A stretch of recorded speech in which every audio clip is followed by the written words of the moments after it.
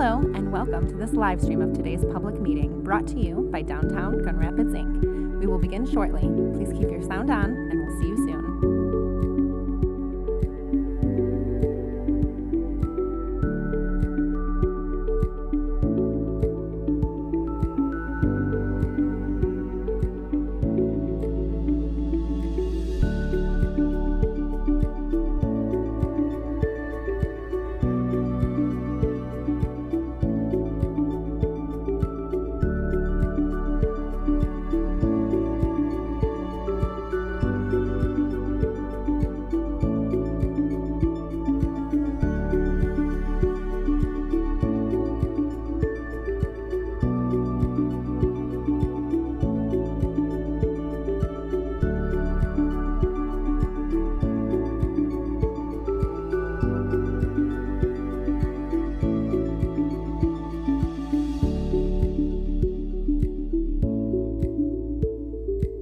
Hello, and welcome to this live stream of today's public meeting brought to you by Downtown Gun Rapids, Inc. We will begin shortly. Please keep your sound on, and we'll see you soon.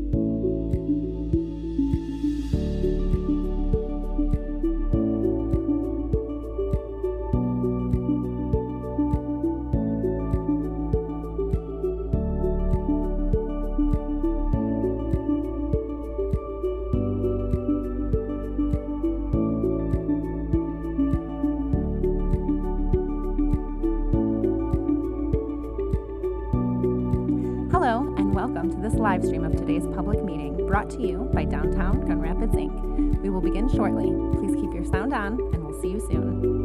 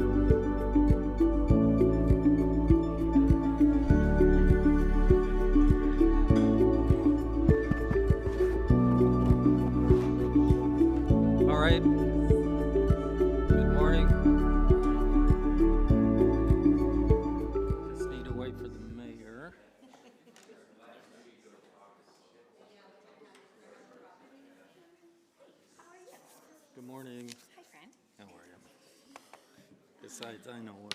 Okay, we'll get there. All right.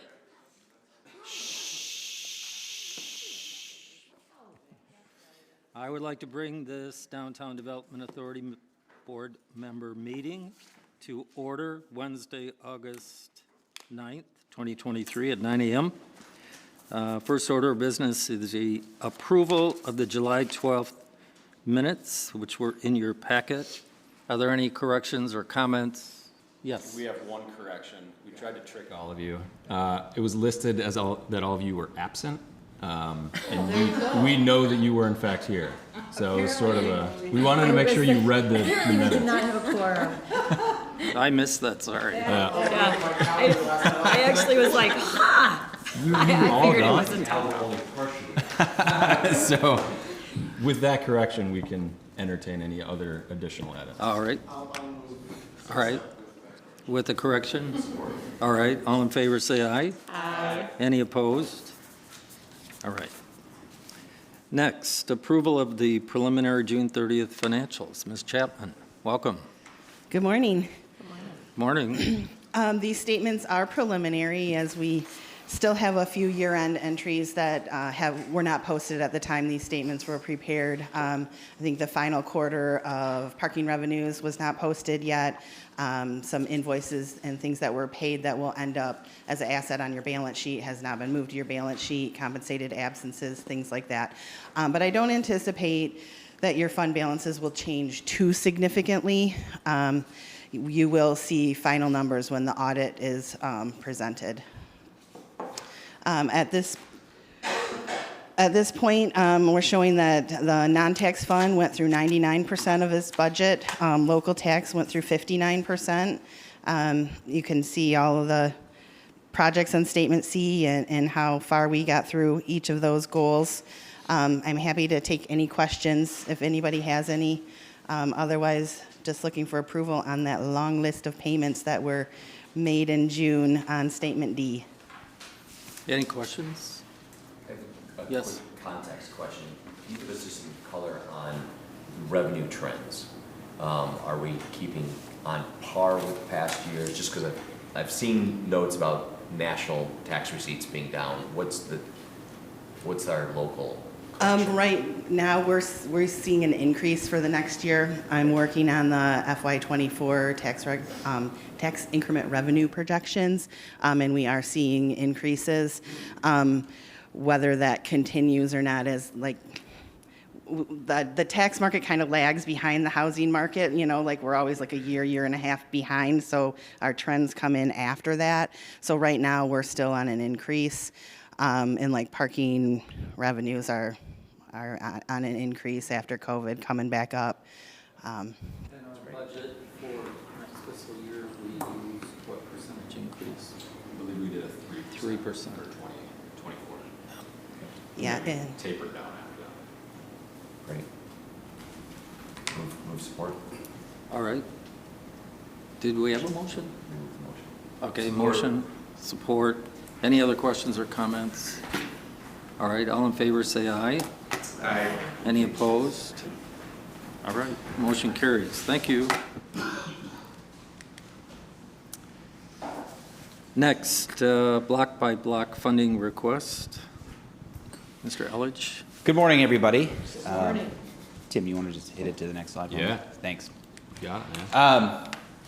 Not a whole lot to chat about here today. Just want to do a couple of quick highlights. So a couple of key stats on the screen for you to take a look at. These are year-to-date numbers. So a lot of trash removed, a lot of weeds pulled, a lot of pedestrians assisted. Just a couple of things I want to highlight that are not on the slide here.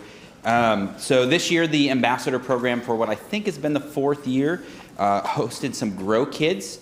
They hosted 4 Grow Kids, which they have traditionally done over the last 4 years. One of the Grow Kids that they hosted this year has been a Grow Kid with the Ambassador Program every single year. And she's aging out of the Grow program and is currently in the process of being hired by the Ambassador Program. So that's really exciting. And then one of the other Grow Kids that they had this year also is aging out of the program, excuse me, and is also in the process of being hired by the Ambassador Program. So really excited to have sort of these long-term Grow Kids kind of moving from these Grow positions into actual full-time positions with benefits with the Ambassador Program. So that's very exciting stuff. It's been a great program, and we love partnering with the Grow program. The other thing I want to highlight is this year is the 10th anniversary of the launch of the Downtown Ambassador Program. It's hard to believe, but that's true. And then just a couple of notes. Rebecca couldn't be here. She decided camping with her family was a better place to be, and it's hard to blame her.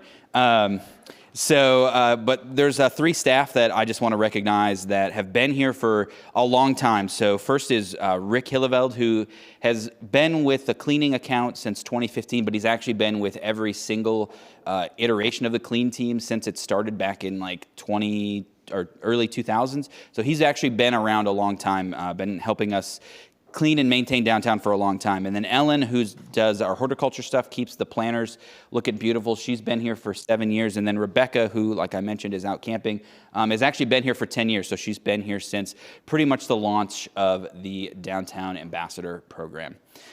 Just a couple of other quick things I would like to highlight. So the ask before you today is for $295,917. This is the DDA's contribution to the ambassador contract, which is at just over $1 million. This is a static amount that hasn't changed since last year.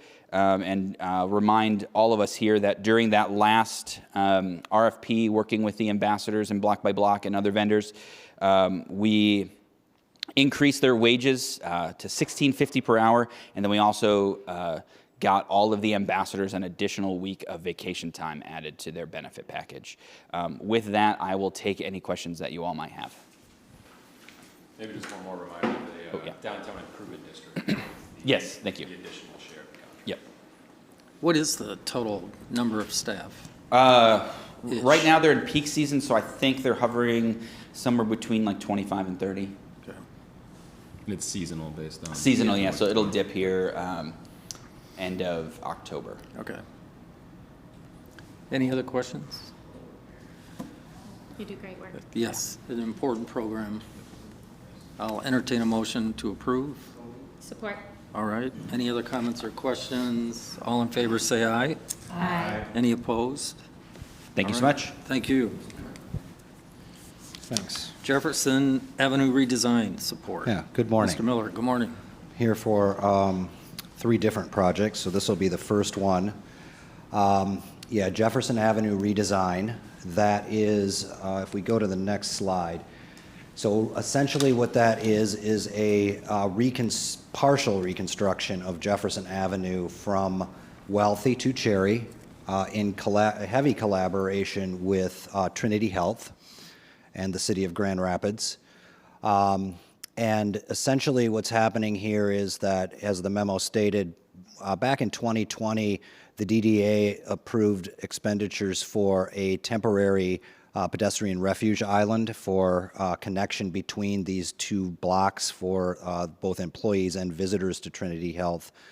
And that was so successful that the management at Trinity decided to take on this initiative of actually redoing the median in the street to accommodate more crossings and to ideally begin to slow traffic and create a better environment for the folks around the hospital. And I think that one of their big high-level discussion points has always been that, you know, they're thinking about health relative to the things that are around them and not just the things that are going on inside of their walls. And I feel like that's a really shifted paradigm locally. It's been a national trend for a few years, and so we're really receptive to this kind of initiative taken on by these entities. As you may remember, I think we presented this during the budget proceedings. We did anticipate that this project was coming. We did add it to the fiscal year 24 budget in anticipation of it coming. So essentially what's happening here is they're just putting in a landscape median and painting some crosswalks in a nutshell. That landscape median is going to have trees in it, it's going to have landscaping, it's going to be irrigated. One of the things to remember about this in the collaboration is that Trinity has taken on all of the professional cost related to developing this concept, including the construction drawings and the permitting process. And they have also committed to maintaining all of this stuff so that we do not have to use DID resources in order to do that. So I think that it's a great collaboration in terms of that stuff. I think I have another drawing here that just shows the construction level drawing, so you can begin to see where the trees are, what kind of trees they are, the landscaping and all that sort of stuff. This is sort of the final iteration of the drawings as they were bid. So the organization bid the project and got bids on the project on July 25th of this year. Nagel Construction was selected as the contractor. They were the low bidder at $433,906.20, which was incidentally lower than the opinion of probable cost done by the consultant, which was listed at $492,000. So we were I think, happily surprised that the bids actually came in lower than what we were projecting, considering all the things that we hear about the bid process and where costs are today. So I think that what we're asking for today, and it's spelled out in this memo, is the construction cost, which are the $433,906 and change, and then the city engineering fee related to this project, which is $45,000, and then a contingency, which is typical of what we do with projects in the event that something comes up and we need to cover that cost, and that's the recommended contingency, which brings us to $499,906.20. Just for a reference point, we did, in the budget for fiscal year '24, have $500,000 allocated as the line item for this project, so we are still within that range. So what I would recommend today is that we authorize, or that the DDA authorizes $500,000 in a not-to-exceed amount for this project, and with the intent of having that go through Trinity Health, because they're entering the agreement with Nagel Construction, and the funding will be allocated to them as the project progresses. So I'm happy to take any questions about this project. Questions? Yes. So we frequently see a stretch, almost daily, somebody on the left side of that pedestrian will cross where there's not a crosswalk. So I'm curious if that creating a safety zone for them will encourage them to play Frogger more frequently, or if there needs to be more sanctioned safety spots on more of the left side of the drawing before you get, all the way near the middle or end. That's an interesting observation. I think that from Trinity's standpoint, a majority of their employees are crossing to the right on this drawing, and fewer of them are crossing on the Mary Free Bed portion of it. And that's based upon their own, dealing with their employees, and they went through a pretty elaborate, I think, process in talking to their employees about how this was working for them and everything. So I think we actually have, I believe, 4 sanctioned crosswalks at this point now on the new drawing. Maybe some observation. Yeah. There are other than their employees, Yes. other people Yes. cross that Yes. street, and It's something to look at, and I think that there are always opportunities to make some modifications to that as we move forward with it. Thanks for the comment. Other questions? Yes. I have a question. I'm curious, and I know we've talked about this for quite some time about safety, pedestrian safety in this area, but I'm curious in looking at this, I'm glad to see mobile GRs coming in to assist with the bike lanes. But I'm curious, why is the city not contributing, and why is the bulk of this being paid for by the DDA? I mean, it's not in our Vital Streets plan. Yes. It's not in our. I think that one of the probably beginning rationales for that was simply that this was a project that was initiated by an entity other than the city to build. And so as a result of that, it was really a lot of the actual hiring of the consultant, going through the process, going through the permitting, and really even dealing with like light poles that were proposed in the median that actually can't be put in the median because it's a private entity that's doing this work and not a public entity. So there's a lot of like nuance to this as we go through it. And so I guess the short answer to that is that it wasn't really a project that was in. Whether it was in Vital Streets or not is certainly a question, but the other question is that it's not in a capital plan for any time in the near future in terms of improving this street.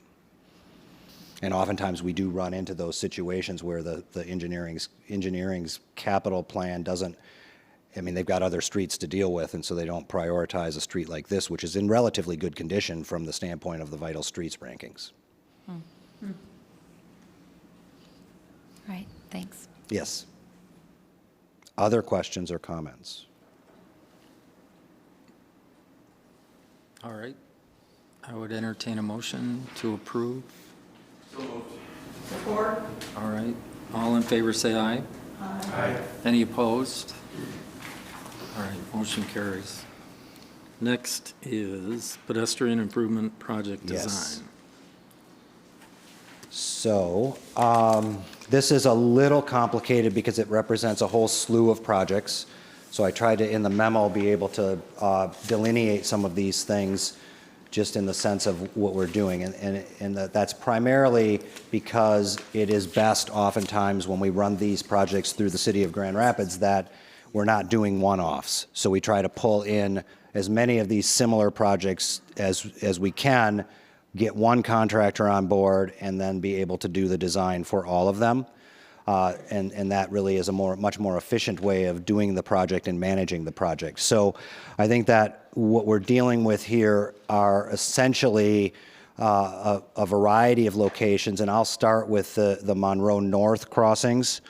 Let me start with the Jefferson Avenue crossing, since that's number one in the memo.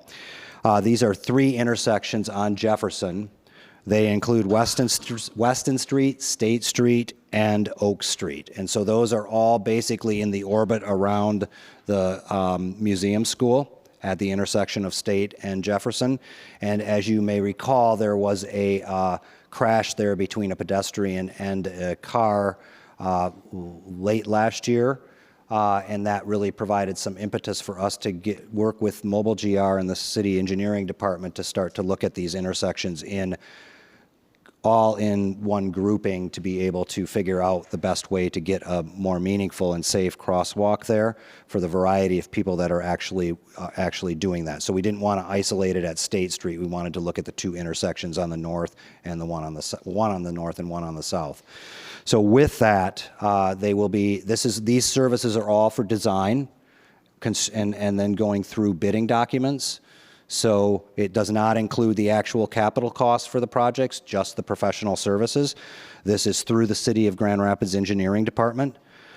So this particular one will look at those 3 intersections, and the consultant fee for those 3 intersections is $17,644. The city engineering fee is $4,000.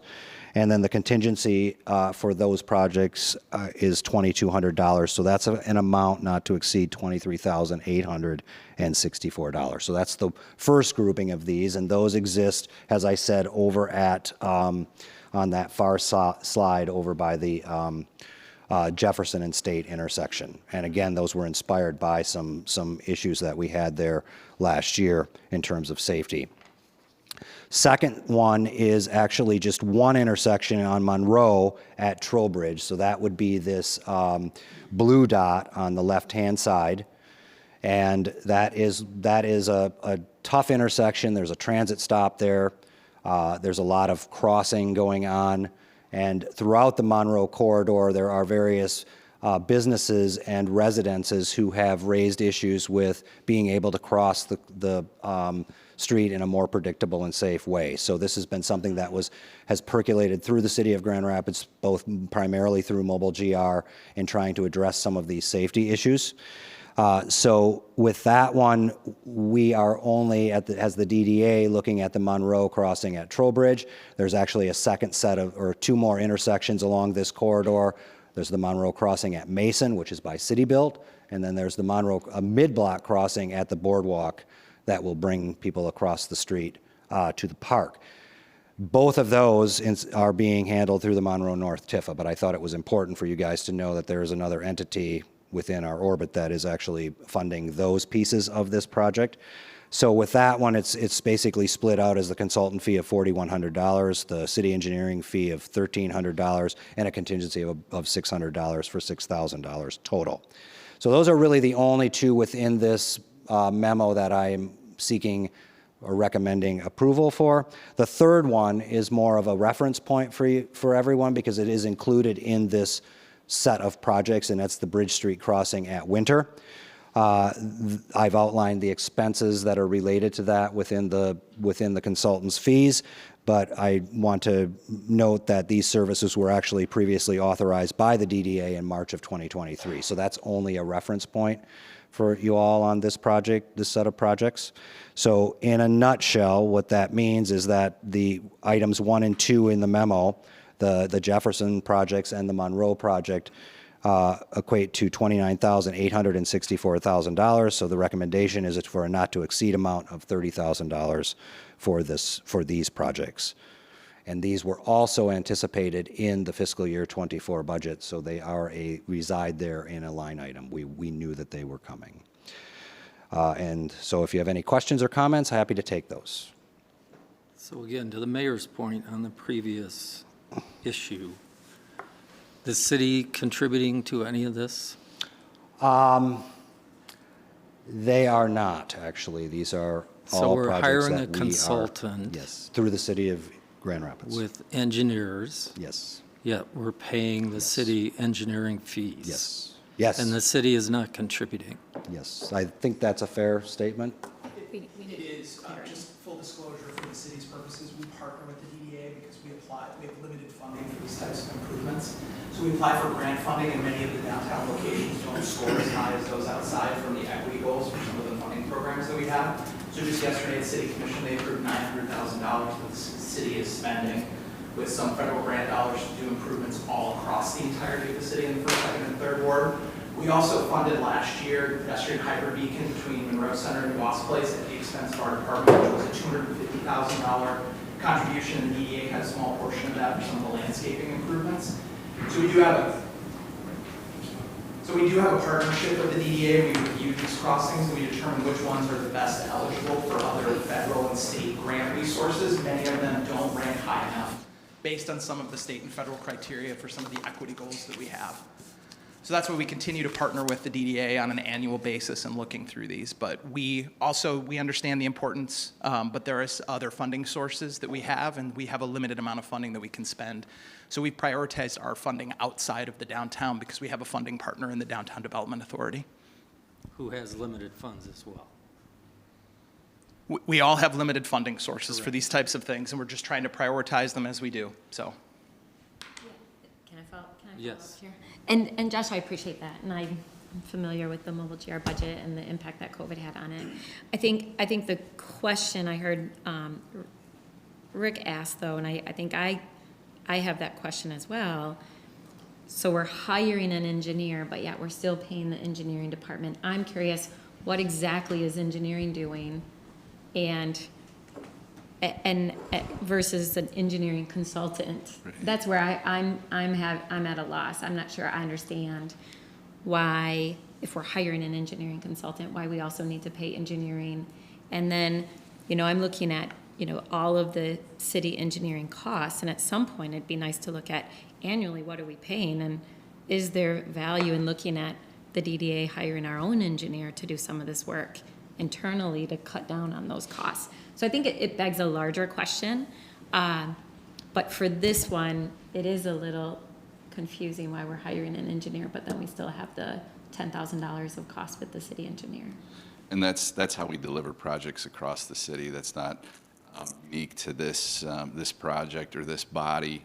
We do hire a number of consultant engineers, but that doesn't mean that everything is just farmed out of house. There's still a lot of internal coordination, internal review process of engaging consultant, developing the scope, setting the schedule, monitoring the budget, and then taking it through our bid process.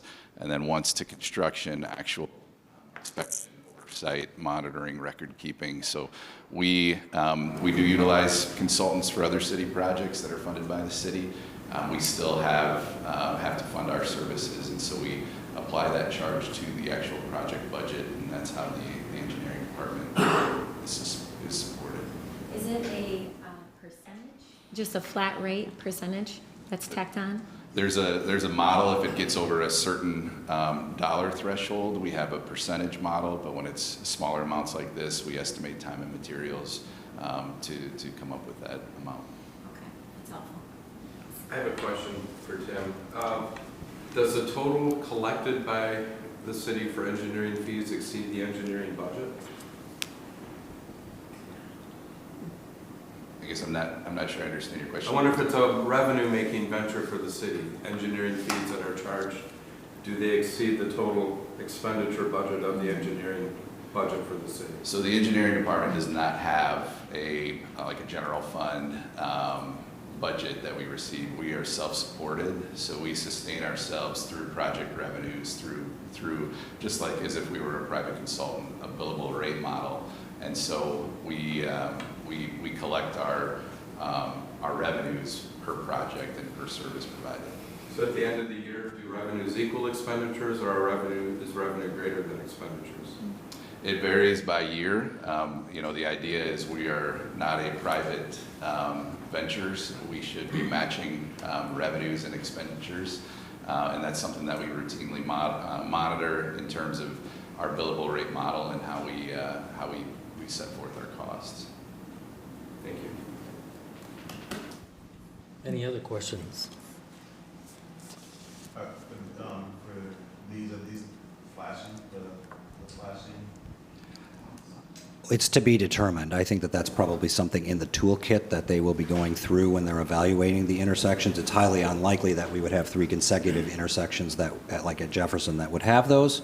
But I think that that's really what this process is about at the design level. So they'll be going through and modeling these things, looking at design solutions, getting to a point where they have some recommendations, and then moving forward with those with the construction drawings. So it's possible and maybe even likely that a few of these locations do have the beacons, but there may be other treatments that we do as well or in lieu of that provide the safety features that we think are best achieve the goals. I just bring that up because I would be curious to know at the intersections or the crosswalks that we did have, the flashing ones, has that reduced, accidents and things of that nature with pedestrians? And if so, I'd be curious on what the percentage is. I think that that's a good question. Maybe Mobile GR has tracked some of that, but I think anecdotally, as I walk around downtown, it is typically slowing down traffic. There's always the sort of one-off of somebody that doesn't pay attention to the flashing beacon as it's flashing and just goes through the intersection, but that's happening at 4-way stops and red lights. So I think that we have some work to do as far as people getting used to these things and education potentially in that realm about the shared space that is being used to get safe crossings. This is not scientific, but my personal observation, people are getting more used to the beacons, the traffic, and the ones I use anyway, seem to be conscious of it. The only other comment going back to the engineering fees, these are something that we have been working through on numerous projects, at least for the 5 years that I've been here. And so I think that it's something that we have dealt with. We have had these questions about what that is for.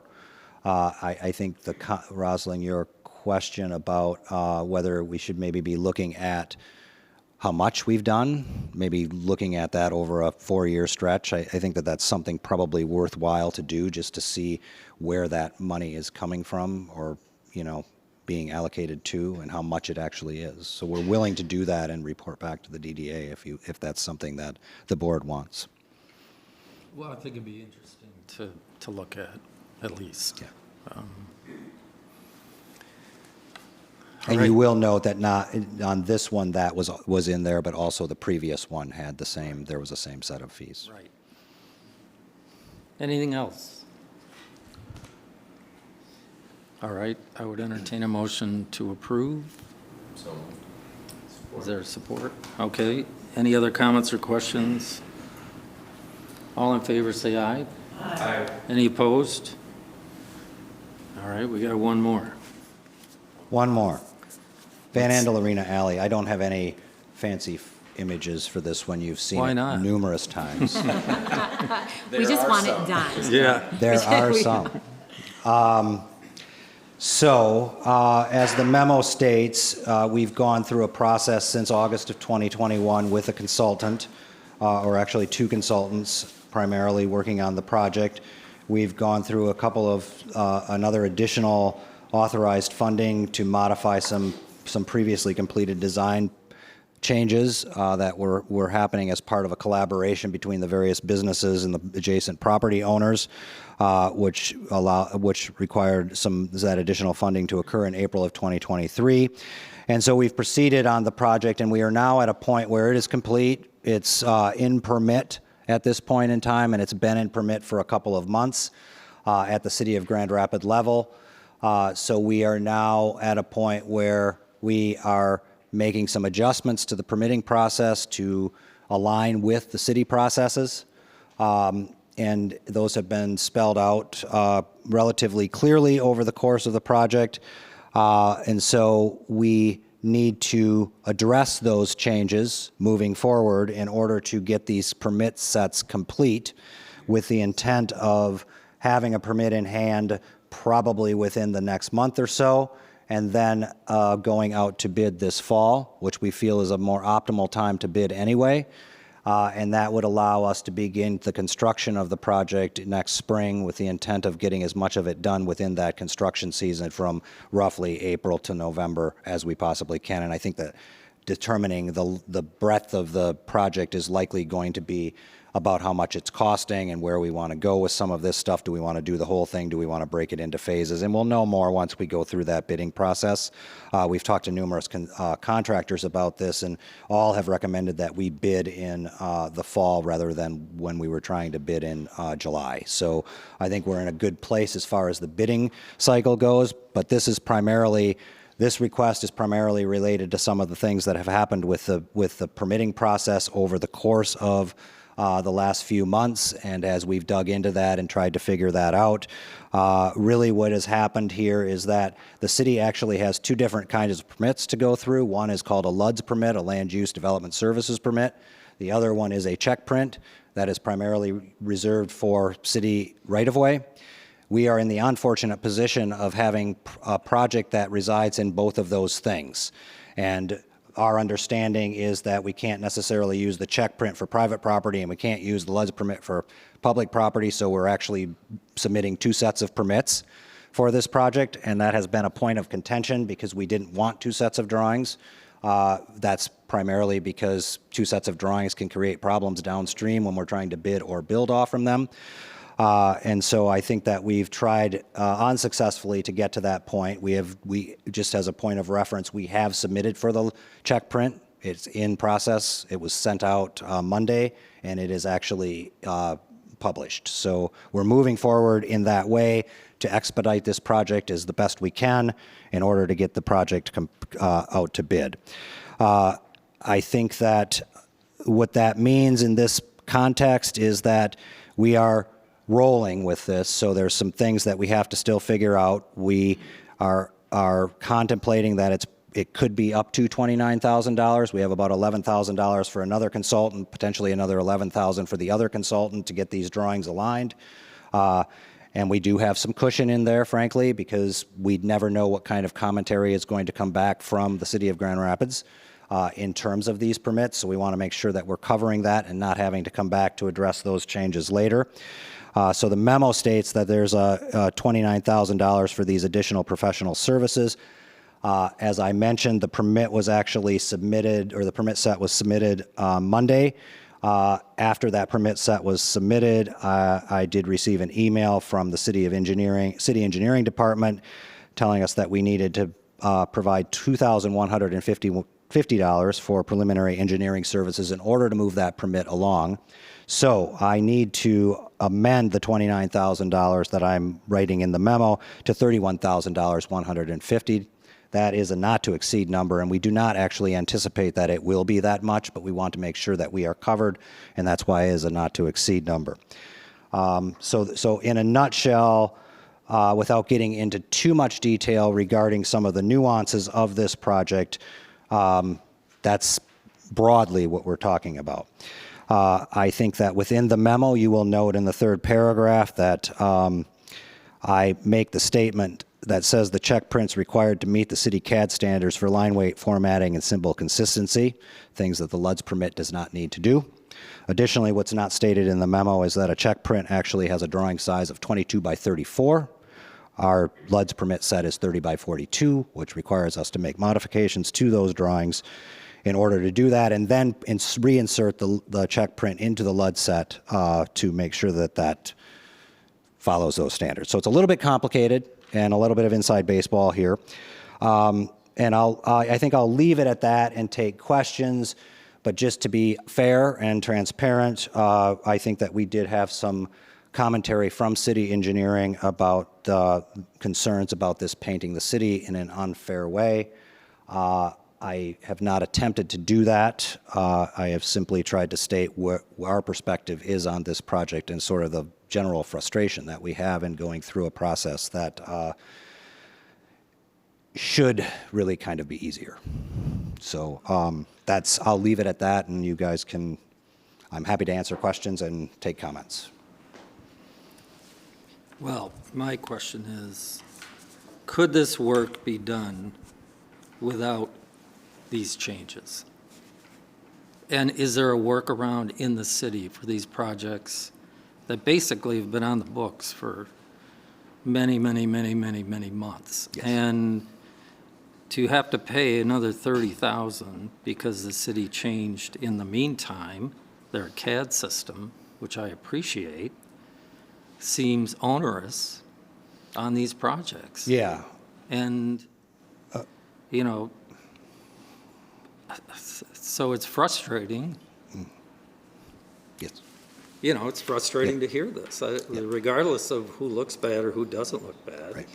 It seems like it's an additional expense that isn't necessary. Yeah, I think to be fair within your comment, the CAD standards didn't change during the process. It's simply that our original set of drawings did not necessarily meet those CAD standards, and there were other issues.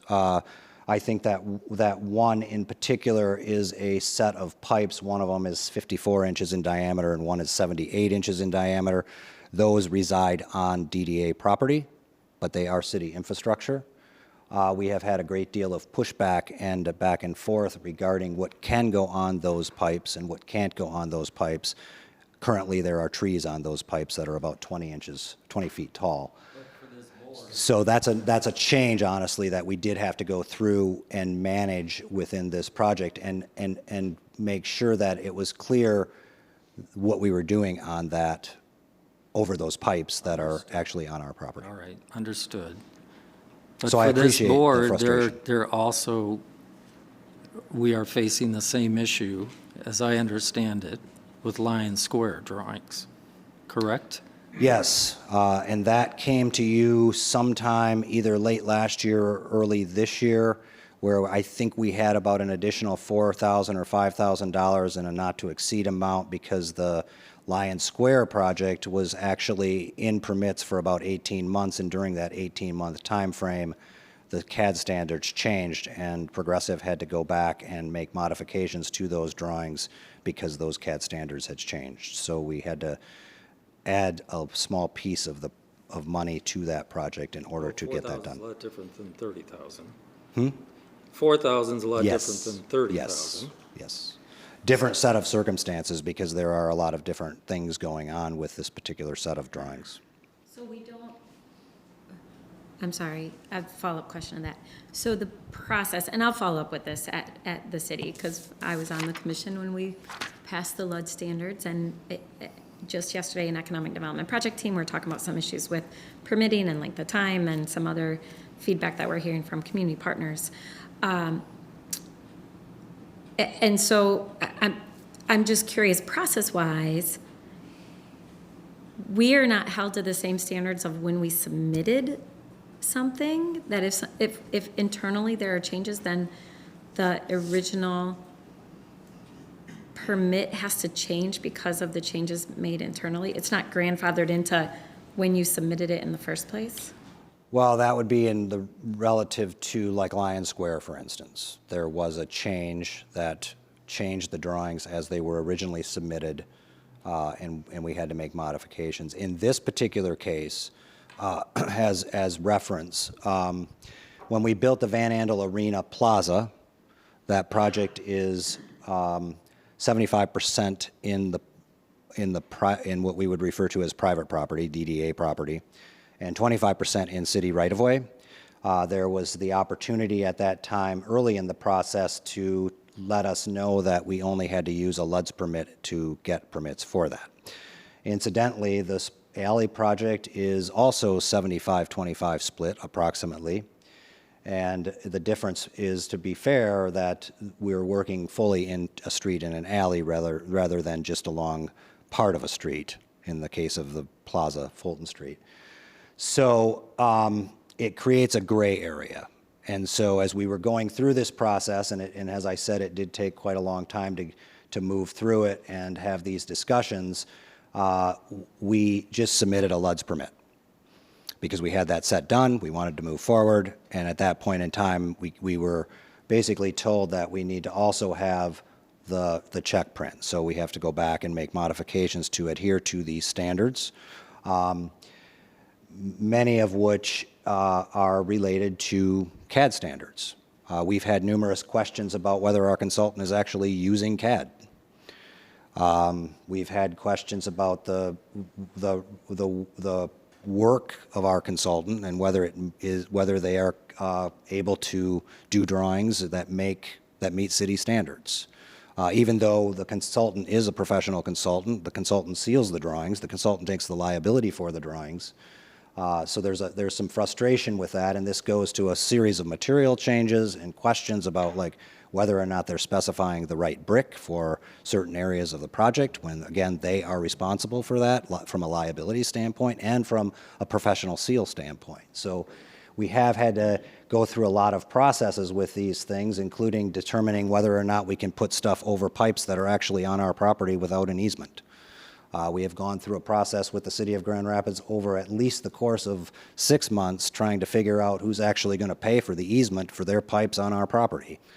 And all of this within the context of trying to get through this project and get it permitted. So it's a series of issues that are maybe unfairly painted in this way, but I think from the perspective of an entity that is oftentimes reminded that we are on the same team and we are working together to do something, frankly, sometimes it doesn't seem like that.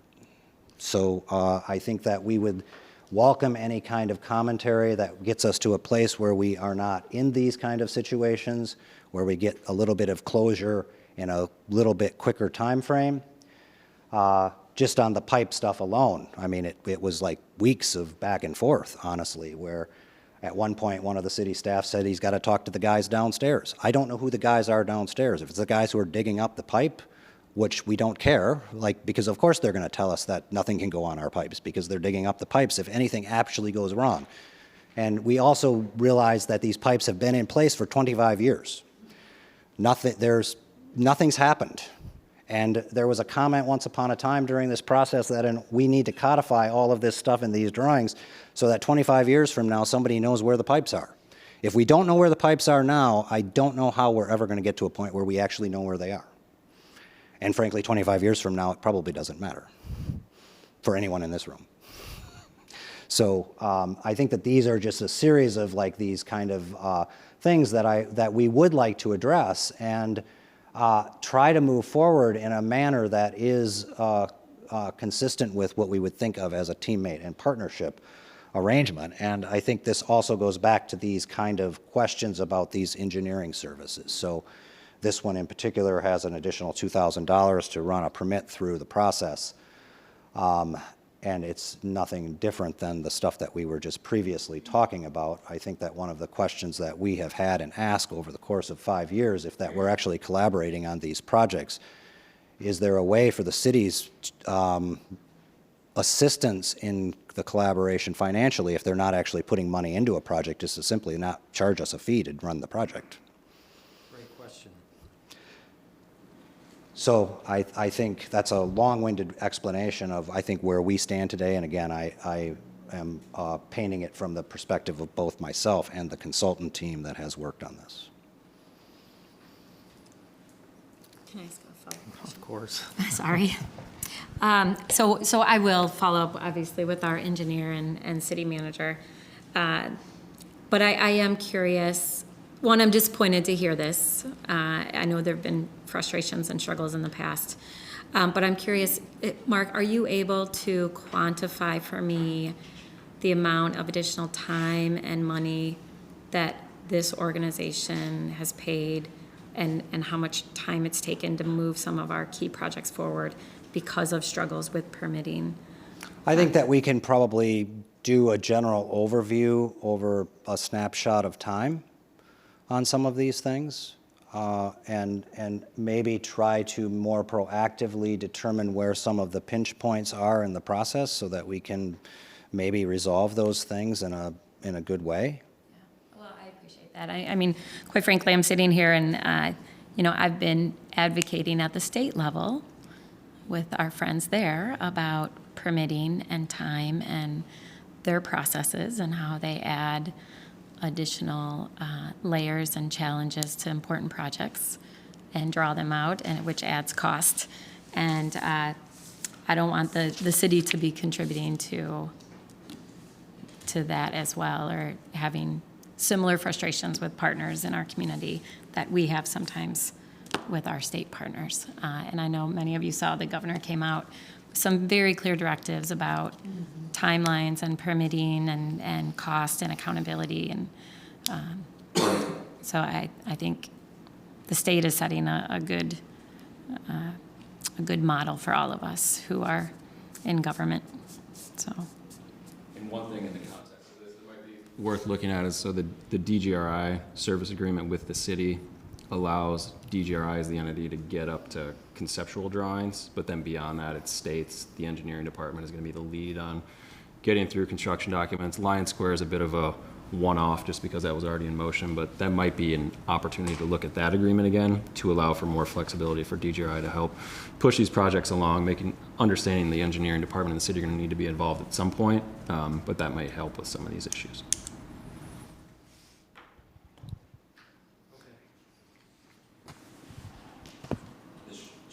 Yes, sorry. One option we have that I don't recommend is we could not approve this request and then try to get the stakeholders there locally a little bit more engaged.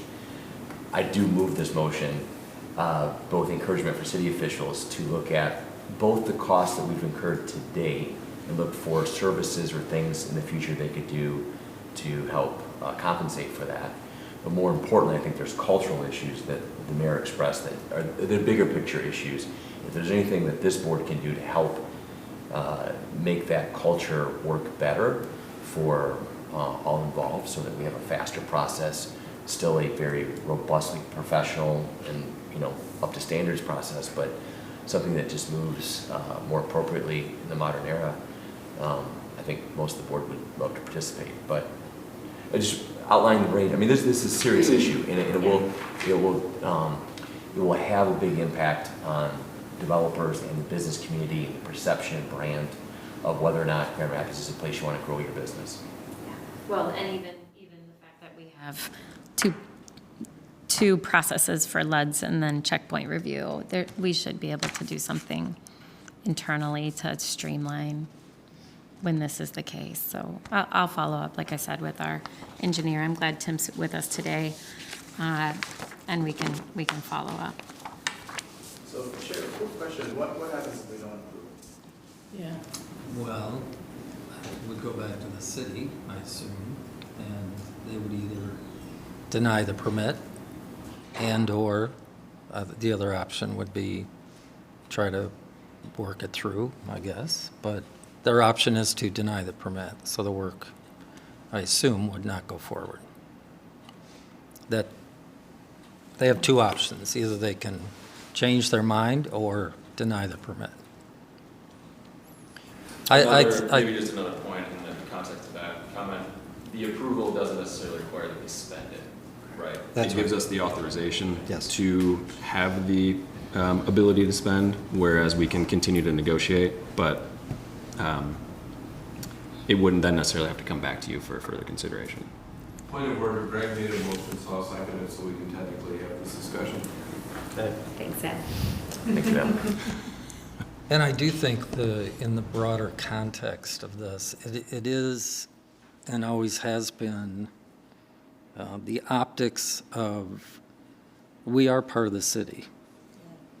So when we have a project in which we are funding and in total, that there should be some recognition by the engineer's office to reduce the fees and/or to waive the fees.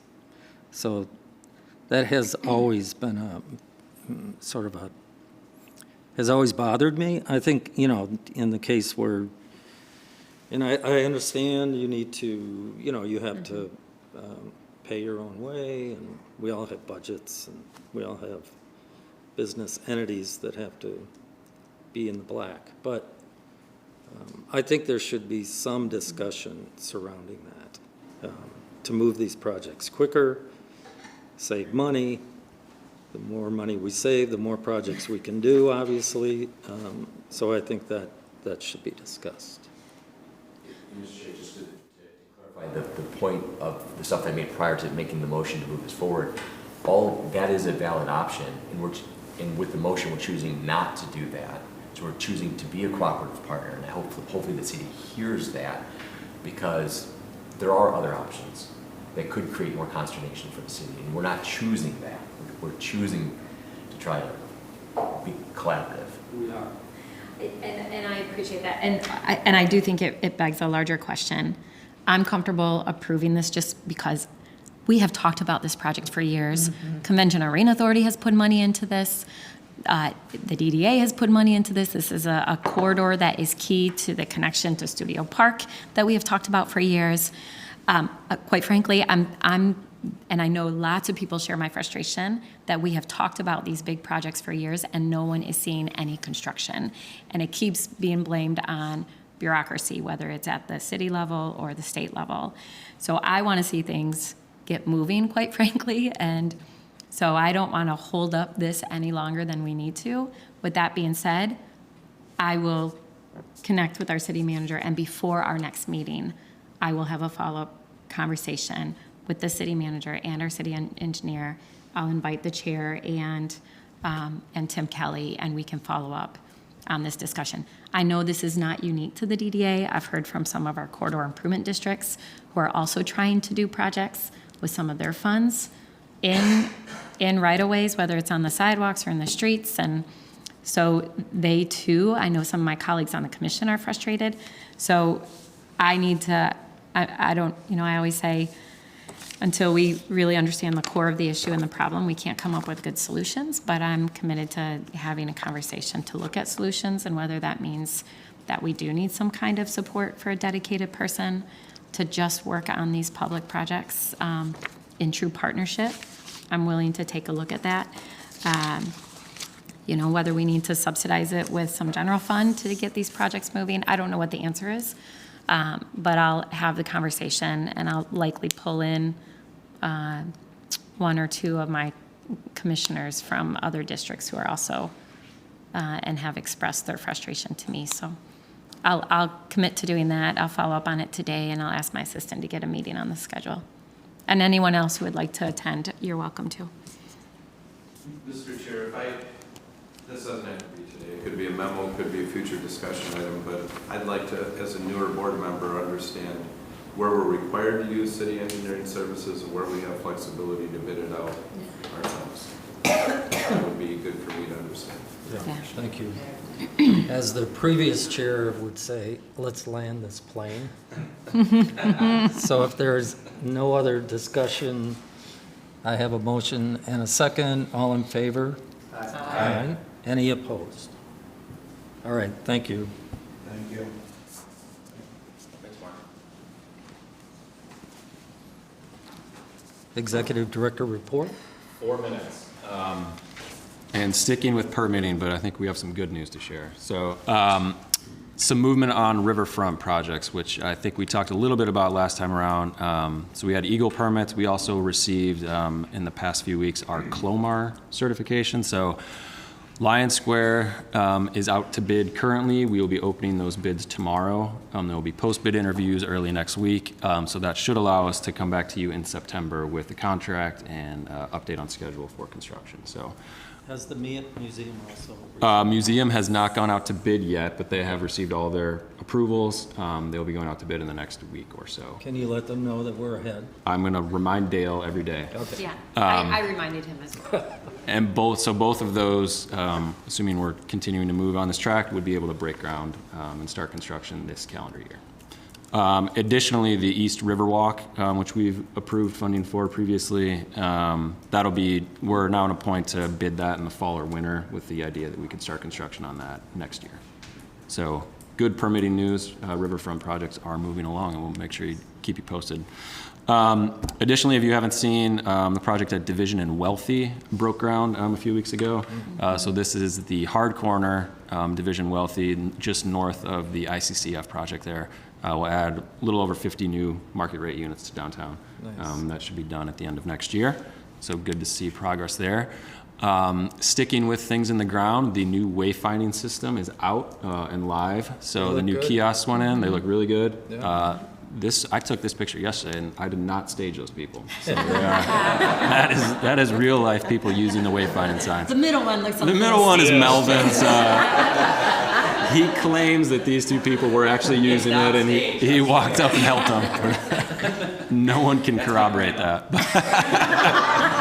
She's a nice lady. So, needless to say, the wayfinding continuing to roll out. We have some more kiosks that'll be going in the next few weeks, and then the parking system, I believe, will be adding their new signs in the near future as well. So, keep an eye out for those signs. Also, the ZECLA bus extension, sidewalk extension went in over the weekend. So this was the project that you all helped approve last year over here at Wealthy and Front. So sidewalk extension is in, furniture and planters went in. The city helped to install the traffic control devices.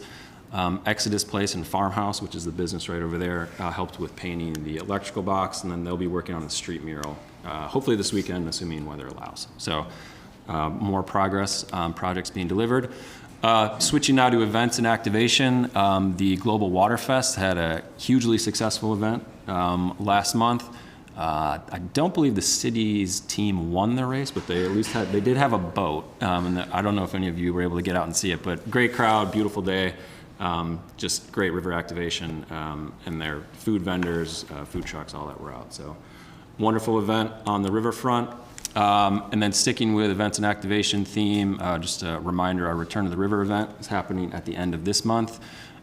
This weekend, there is the Glimpse of Africa Fest happening, and then same weekend as Return to the River, the Polish Fest will be around. So last month of summer, maybe unofficially, but as we wind up summer, there's a lot of things to do downtown. So please come around, and then that will lead, of course, into Art Prize happening on September 14th.